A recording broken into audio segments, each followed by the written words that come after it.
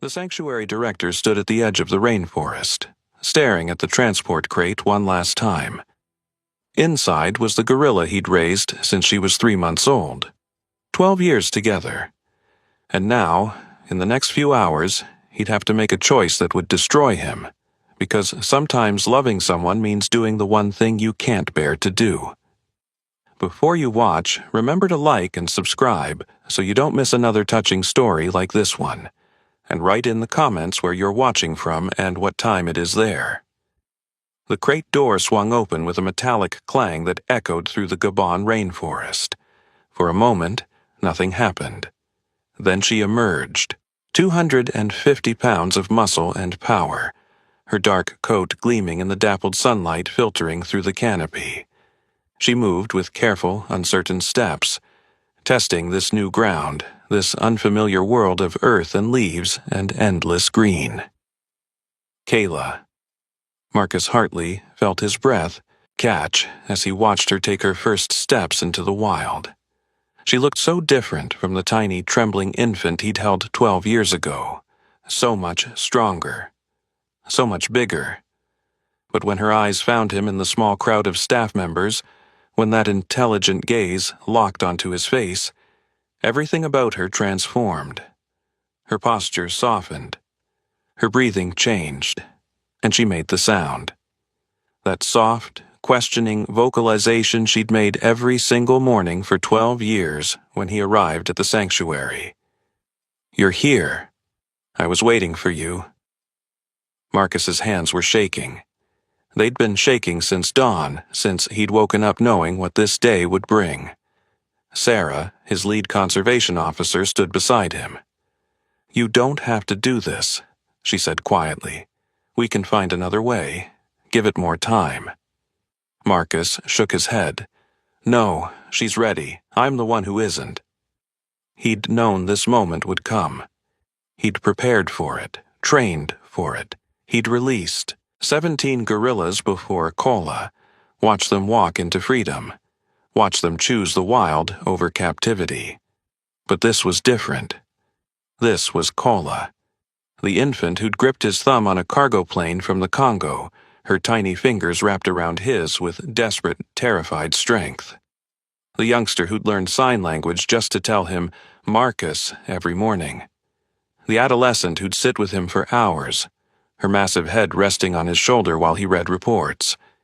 His daughter in every way that mattered. And now, he had to let her go. Kayla took a few tentative steps toward him, her eyes never leaving his face. She was confused. He could see it in the tilt of her head, the hesitation in her movements. This place was strange, new, overwhelming. But Marcus was here, so it must be safe. That's what 12 years had taught her. Wherever Marcus was, she was safe. Except now, Marcus was about to teach her the cruelest lesson of her life, that sometimes the people you love most have to walk away. 12 years ago, Marcus had received a call that changed his life. A 3-month-old gorilla infant had been found in the Congo, clinging to her dead mother's body. Poachers had killed the mother for bushmeat, but for some reason they'd left the baby behind. She wouldn't have survived another day. Marcus ran a gorilla sanctuary and reintroduction program in England. His mission was simple: rescue orphaned gorillas, raise them, and eventually release them back into protected wild habitats. He'd done it 17 times before, but when he flew to the Congo and held that tiny, trembling infant for the first time, when her small fingers gripped his thumb with desperate strength, something was different. "I've got you," he'd whispered to her on the plane ride back. "You're safe now, I promise." He named her Kala.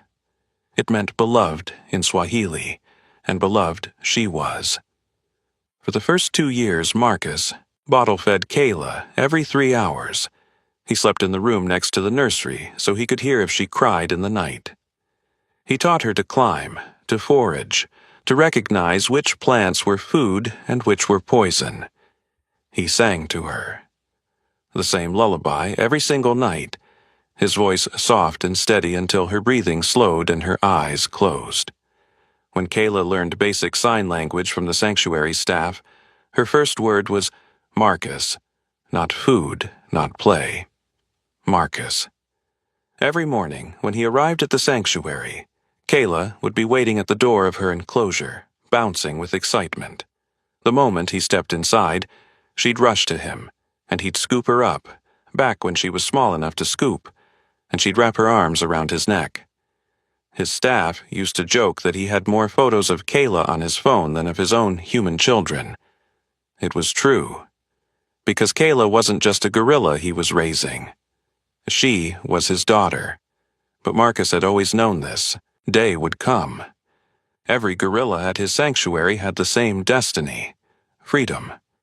Return to the wild, to live the life they were meant to live, not as captives in human facilities but as wild gorillas in their ancestral forests. It was the whole point. Raise them, prepare them, let them go. Marcus had done it 17 times before. But this time was different. This time, it was Kayla. 6 months ago, the team had sat Marcus down. "She's ready," Sarah had said gently. "She knows everything she needs to know. Foraging, social behavior, threat recognition. She's perfect, Marcus." Marcus had stared at the table, his jaw tight. "There's a troop in Gabon," another staff member added. "Female-led, very gentle. They've accepted reintroduced gorillas before. It's ideal for her." "I know," Marcus had said quietly. "So?" Sarah hesitated. "It's time." Marcus had closed his eyes. "It's time." The 2 words he'd been dreading for 12 years. "Yeah," he'd finally said. "It's time." The preparation period was agony. Marcus began reducing his time with Kola. Slowly, gradually, so she could start becoming more independent. But Kola didn't understand. Every time Marcus left earlier than usual, she'd follow him to the enclosure door, confusion in her eyes. When he started skipping days, she'd make distress calls that the staff could hear from the parking lot. "She's looking for you," Sarah told him one morning. "She sits by the door for hours after you leave." Marcus had gone home that night and broken down in his wife's arms. "How do I explain to her that I'm doing this because I love her?" he'd asked through tears. "How do I make her understand that leaving her is the hardest thing I've ever done?" His wife held him tighter. "She'll understand when she's free. When she has a family of her own, she'll understand then." But that didn't make it hurt less. Now, standing in the Gabon rainforest, Marcus watched Kayla take her first tentative steps into the jungle that would become her home. She stopped after a few feet, turning back to look at him. Checking, making sure he was still there. "Come on," Marcus said, forcing cheerfulness into his voice. "Let's explore." They'd been walking for an hour when Kala suddenly stopped, her nostrils flaring. Movement in the undergrowth. The wild troop. A large female stepped into view, her eyes on Kala. She made a soft vocalization, curious, inviting. Kayla pressed against Marcus instead of responding. Sarah's voice crackled on the radio. "First contact, good sign." But Marcus remembered what Dr. Patel had said during Kayla's final assessment. Her cortisol levels are dangerously high. The separation stress could prevent integration. If she can't bond with a wild troop. The vet had trailed off, but Marcus understood. Kayla could die out here, alone, unable to adapt. The wild female waited another moment, then vanished, into the forest. Kayla stayed pressed against Marcus. His heart sank. What if she couldn't do this? What if loving her meant keeping her, not letting her go? For the next 2 hours, Marcus walked with Kayla through the forest, trying to push those doubts away. He showed her the towering trees, the vines perfect for climbing.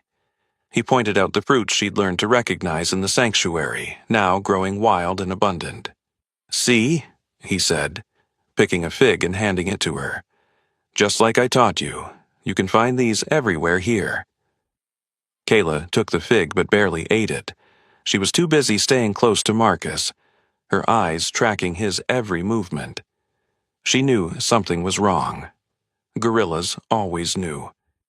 They found a clearing near a stream, and Marcus sat down on a fallen log. He'd packed Kayla's favorite treat, a ripe mango, for this moment, their last meal together. Kayla sat beside him, so close their shoulders touched. Marcus cut the mango with his pocket knife and handed her half. They ate in silence. Marcus watched her, memorizing. The way she held the fruit delicately despite her strength. The way her eyes half closed when she tasted something she loved. The small scar above her left eyebrow from when she'd fallen from a tree as a youngster. All the details he'd known by heart for 12 years. All the details he was about to lose. "You're going to be okay," he said quietly. "Better than okay. You're going to be free, Kayla. Really free. No walls, no schedules, just life. The way it's supposed to be." Kayla finished her mango and did what she always did when she was content. She reached up and touched Marcus's face. Her palm covered his cheek, warm and gentle. And Marcus couldn't hold it together anymore. He pulled her close as he could with 250 pounds of gorilla, and buried his face against her shoulder. "I love you," he whispered.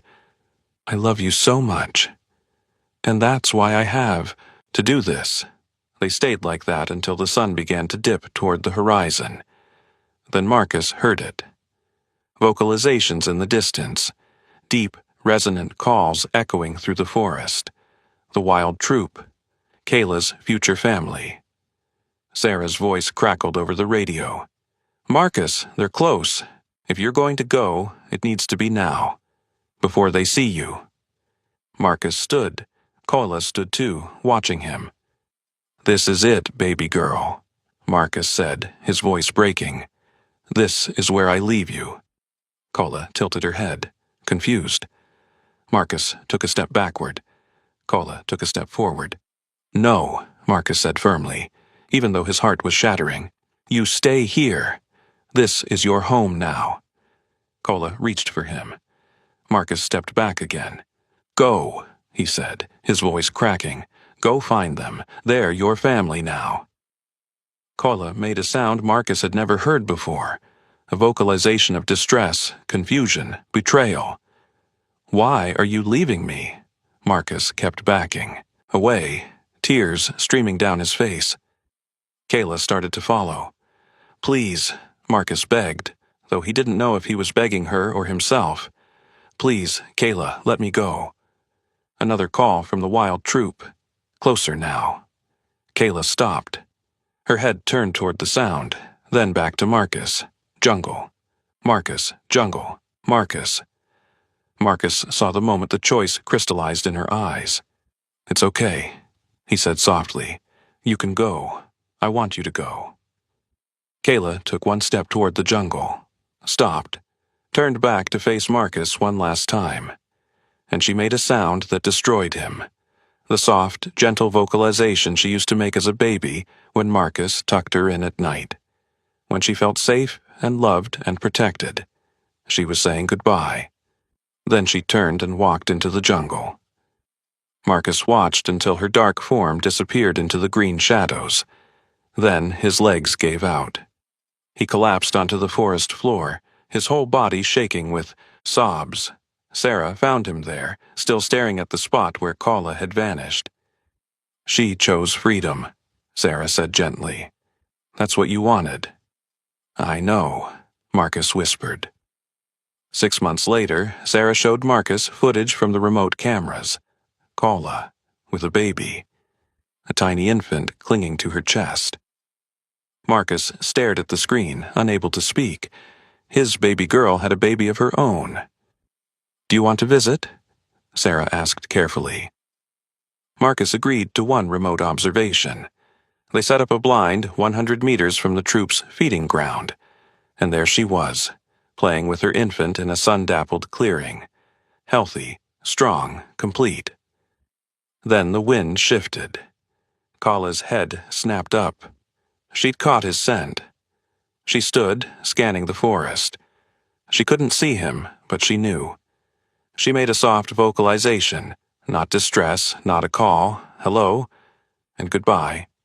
I remember you, I love you, but I'm not coming back. Then she returned to her infant. Marcus nodded to Sarah. Let's go, she's home. 1 year later, Marcus stood in the sanctuary nursery, holding a 3-month-old gorilla infant who'd just arrived from Rwanda. The infant gripped his thumb. Marcus looked down at her and smiled through his tears. I'm going to love you, he whispered. I'm going to teach you everything you need to know. And then I'm going to let you go. He paused, thinking of Kayla, because that's what love means. The infant nestled closer. Marcus held her carefully, already knowing this would hurt. Already knowing he'd do it anyway. Because some loves aren't meant to be kept. Some loves are meant to be set free. Did this story move you? Now answer honestly. If it were your gorilla that you loved for 12 years, would you have the strength to let her go? Yes or no? Subscribe to the channel and leave a like. Thanks for listening. See you in the next video. Have a great day.